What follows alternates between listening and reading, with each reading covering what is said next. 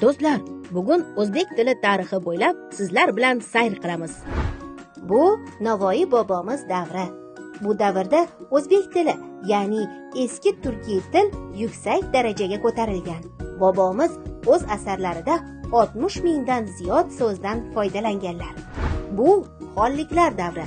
Ajdodlarimiz o'zbek tilida gaplashishgan, asarlar yozishgan, lekin davlat darajasida tilimizga e'tibor bo'lmagan. Keyingi davrlarda jadid bobolarimiz, olimlar, shoir va yozuvchilar o'zbek tili rivoji yo'lida izlanishlar olib borishgan. Nihoyat mustaqillik yillarida o'zbek tiliga davlat tili maqomi berildi va ona tilimizni butun dunyo tanimoqda. Men tushundimki, ona tilimiz juda uzoq yillarni ortda qoldirdi. Endi faqat uni asrashimiz va rivojlantirishimiz kerak.